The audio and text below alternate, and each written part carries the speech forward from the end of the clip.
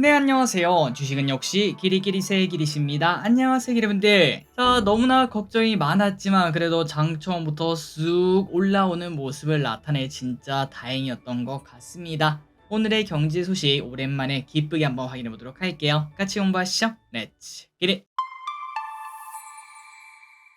자, 이번 주에는 어떤 소식이 있는지 한번 보도록 하겠습니다. 이번 주에도 중요한 일정들이 가득한데요. 일단은 현지 시간으로 9일 애플의 신제품 발표 행사가 있을 예정입니다. 여기에서는 아이폰 16이 공개가 되고 애플 인텔리전스의 주요 기능 업데이트가 공개되며 관련 기술이 주목받을 것으로 보인다고 하죠. 그리고 또 10일에는 미국 대선 후보 2명의 TV 토론회가 있을 예정입니다. 아주 개꿀잼이겠죠. 이 이후에 지지율 변화에 대해서 관심이 집중되고 있는데 거기에 따라서 이제 관련주가 또 급등락하는 모습도 나타낼 수 있겠습니다. 그리고 11일에는 미국 물가지표인 CPI가 발표가 되고 카카오 김범수 위원장의 첫 공판이 열릴 예정이라고 합니다. 그리고 12일에는 PPI가 발표되며 장 마감 후에 어도비의 실적 발표가 있고 그리고 한국에서는 선물옵션 동시 만기일이라서 추석 전에 안 그래도 증시 분위기가 안 좋은데 거기다가 선물옵션 동시 만기일까지 있다 보니까 걱정을 하시는 분들도 많다고 하네요. 어쨌든 이번 주, 지난주만큼은 아니더라도 그래도 이번 주에도 중요한 소식이 많습니다. 이런저러한 소식이 어떤 식으로 증시에 영향을 줄지 계속 파악해 보도록 하겠습니다. 다음입니다. 그렇다면은 애플의 주가는 올라가고 있을까요? 자, 애플은 오늘 저녁 AI 폰인 아이폰 16을 드디어 내놓을 예정입니다. 자체 AI 애플 인텔리전스를 포함할 것으로 알려져 있는 상황이다 보니까 기존 사용자들이 이것 때문에 교체를 좀 하게 되는 그런 상황이 펼쳐지지 않겠냐라는 기대감이 나오고 있는데요. 그렇다면 당연히 실적이 좋아진다는 거고 주가도 올라가는 거 아닙니까? 라고 볼 수 있지만 월가에서는 투자 심리를 크게 호전하지 못할 것이라고 분석을 했습니다. 그러니까 당장 주가가 강하게 반등하진 않을 것 같고 오히려 이미 어느 정도는 선반영 되었기 때문에 하락할 수도 있다고 하네요. 그리고 요즘은 또 통계에 대한 관심이 좀 많지 않겠습니까? 골드만삭스에서 조사한 결과 애플의 지난 10년을 봤을 때 월별 주가 수익률이 가장 낮은 달이 9월이었다고 합니다. 그러니까 글로벌 증시나 동조화했다라고도 말을 해볼 수 있겠네요. 평균 9월에는 3.5%나 하락하는 모습이라서 일단 9월 달엔 하락이 나타날 수도 있다라는 시각도 있다고 하네요. 자, 과연 애플은 여기 일봉을 보시면 뭔가 쌍봉을 나타내는 느낌을 보여주고 있는데 여기서 한 번 더 영차고 올라가 줄 수 있을지 아니면은 떨어지면서 워렌 버핏의 매도가 맞았는지 한번 지켜보도록 하겠습니다. 다음입니다. 미국 대선 토론. 지금 현재 상황은 어떨까요? 미국 대선을 앞두고 두 후보들 간의 지지율이 근소한 차이를 기록하고 있다고 합니다. 뉴욕타임즈의 여론조사 결과 트럼프 전 대통령의 지지율이 48%, 해리스 부통령의 지지율이 47%를 기록하고 있다고 하는데요. 해리스 부통령이 새롭게 등장하면서 한동안 앞서는 모습을 보여준 적이 분명히 있었는데 하지만 다시 그 차이가 줄어들었습니다. 특히 경합주도 팽팽한 모습이라고 합니다. 네바다, 조지아, 노스캐롤라이나, 애리조나 네 곳에서 두 후보의 지지율이 48%로 동률까지 기록하고 있다고 하네요. 그러다 보니까 TV 토론이 많이 중요합니다. 바이든이 TV 토론에서 아웃되는 모습이 나타났었죠. 과연 이번에도 트럼프가 이길 수 있을지 한번 지켜보도록 하고 그다음에 그 결과에 따라서 우리나라에서는 이제 트럼프 관련주 하면 우크라 재건 관련주 아니겠습니까? 재건주가 다시 상승할 수 있을지 혹은 해리스가 좀 더 유리해진다라고 하면은 마리아나 관련주가 다시 상승할 수 있을지 여러분들이 보시다시피 차트가 똑같습니다. 기가 막히죠. 과연 이 둘 중에 60일선을 지지하면서 다시 한 번 더 올라갈 친구는 누가 될지 한번 지켜보도록 하겠습니다. 이거 보는 재미도 꽤나 쏠쏠하겠네요. 다음입니다. 오늘 전력설비 관련주가 괜찮은 모습을 나타냈는데요. 여기에 대해서 한번 보도록 하겠습니다. 자, 반도체와 AI가 하락하면서 전력 전선 관련주들도 많이 하락을 했습니다. 여기 보시면 대장주 중 하나인 LS 일렉트릭이 벌써 어느덧 반토막 가까이 나는 모습까지도 나타나고 있죠. 그러다 보니까 오늘은 이렇게 반등이 나오고 있지만 증권가에서도 의견이 분분하다고 합니다. 기초 체력 상승에 주목을 해야 된다. 전력기기 사이클은 단기간에 끝나지 않기 때문에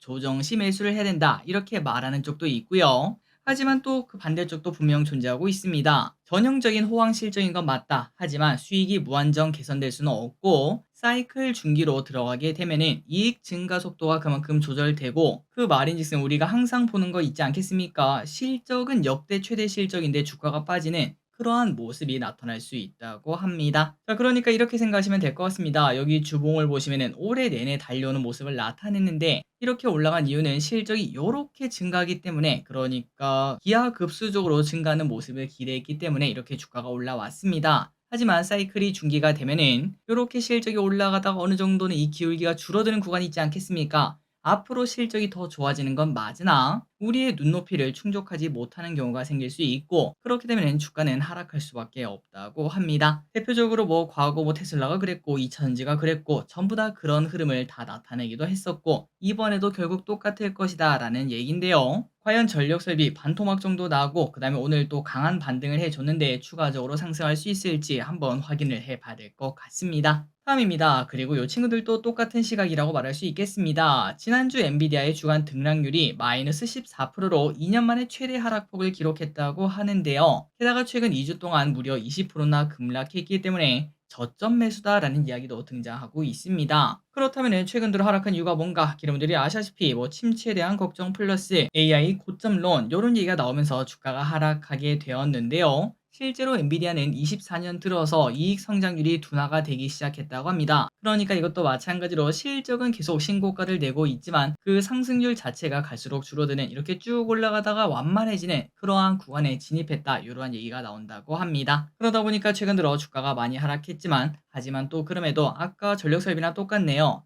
어느 쪽에서는 장기 투자 가치가 여전히 높다, 지금은 무조건 매수를 해야 된다, 이렇게 말을 하고 있고, 또 그 반대에서는 어차피 영원히 달리는 기차는 없다, 이제는 꺾여 내려간다, 이렇게 말을 하고 있다고 합니다. 과연 어느 쪽의 말이 맞을지, 지금 이렇게 크게 하락했을 때가 과연 매수 기회일지 한번 지켜보도록 하겠습니다. 다음입니다. 오늘부터 내일 청약하는 공모주가 있습니다. 바로 아이언 디바이스인데요. 뭔가 이름이 골프채를 파는 기업 같긴 하지만 오디오용 반도체 기업이라고 합니다. 그리고 기관 데이터가 잘 나와서 아마도 청약하신 분들이 많으실 것 같네요. 자, 기관 경쟁률 1152대 1을 기록했고요. 그래서 공모가는 희망범위 상단인 5,700원을 초과한 7,000원으로 결정이 되었다고 합니다. 자, 이 정도 데이터면 충분히 청약을 해볼 만하겠죠. 그리고 상장 후 풀리는 물량이 300억도 채 안 되기 때문에 이러한 부분도 기대를 해볼 수 있는데, 다만 공모가가 낮아서 한 주만 받는다면은 큰 수익을 기대하기는 어렵다는 건 참고하시면 좋을 것 같습니다. 그렇기 때문에 저기를 쓴 청약은 하되 커피값 정도만 주면은 바로 나와야지 라는 생각을 하고 들어가고 있습니다. 다음입니다. 더본코리아 옵니다. 드디어 옵니다. 잠시 시끄러운 노이즈가 있었던 더본코리아, 그런데 다시 돌아왔다고 하네요. 오는 11월 상장이 예상된다고 합니다. 참고로 더본코리아가 보유한 브랜드는 참 많습니다. 백다방, 홍콩반점, 롤링파스타, 역전우동, 백보이 피자 등등. 그리고 이 안에서 가장 잘 나가는 브랜드가 뭘까요? 맞습니다. 백다방이죠. 백다방. 무려 연간 매출 1,000억 원으로 다른 친구들을 다 합쳐도 그보다 많은 게 바로 백다방의 매출이라고 합니다. 자, 그렇다면 이게 장점일까 단점일까요? 장점이자 단점이라고 하는데요.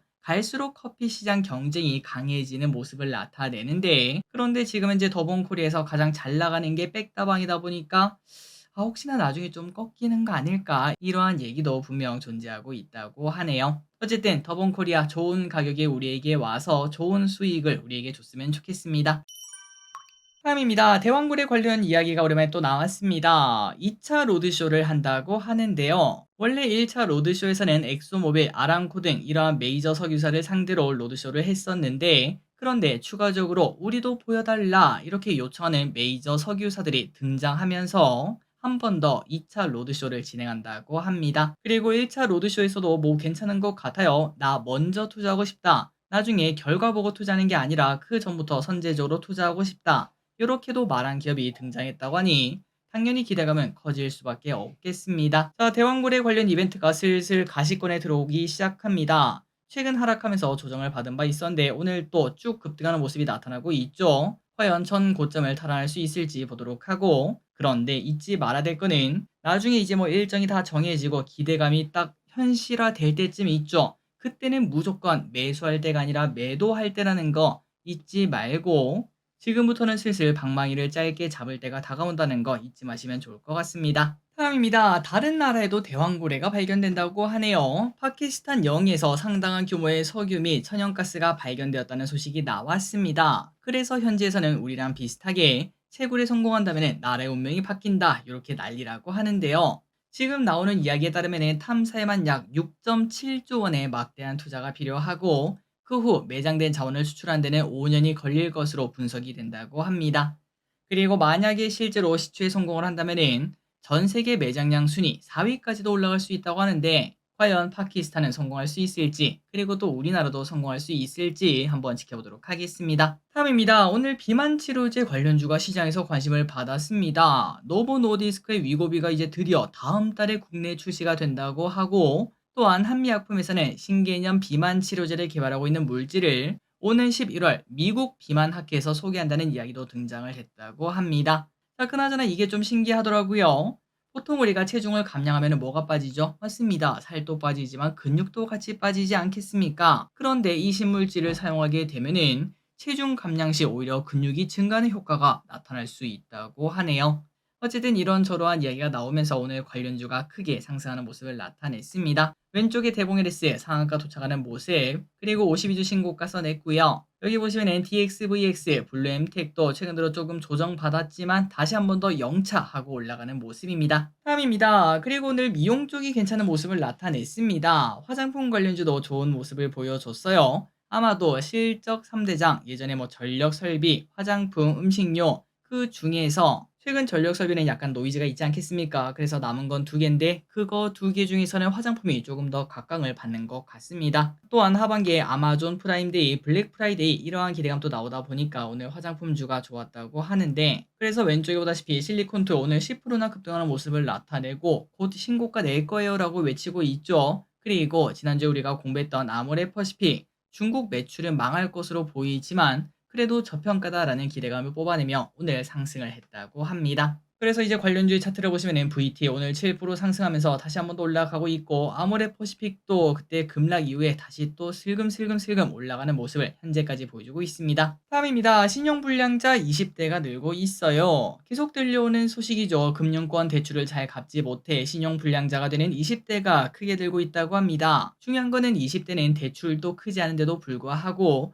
그럼에도 늘고 있다는 것에 대해서 문제가 심각하다고 하네요. 현재 20대 신용불량자는 무려 6.5만 명으로 21년 대비 25%나 증가한 수치입니다. 또한 단기 연체 정보가 등록된 20대는 7만 명 정도가 있는데 이 중에 1,000만 원 이하 연체가 무려 90% 수준으로 그러니까 금액이 그렇게 크진 않은데도 불구하고 이것조차 못 갚는 청년들이 많다고 하네요. 또한 청년들이 구직 활동도 하지 않는 그냥 쉬고 있음 이렇게 응답한 청년도 무려 44만 명으로 7월 기준 역대 가장 큰 규모를 기록했다고 합니다. 다음입니다. 오늘 SAMG 엔터테인먼트 상한가에 도착합니다. 영화 사랑의 하츄핑이 100만 관객을 돌파한다는 이야기가 나오면서 SAMG 엔터가 오늘 급등을 했는데요. 아니 길이 근데 뭐 100만이 그 정도가 되나 라는 생각을 해볼 수 있는데요. 하지만 애니메이션 장르만 보자면 역대 흥행 순위 3위에 현재 기록하고 있다고 합니다. 그리고 중요한 거는 1등이랑 2등이 언젠가 봤더니 과거 2011년, 2012년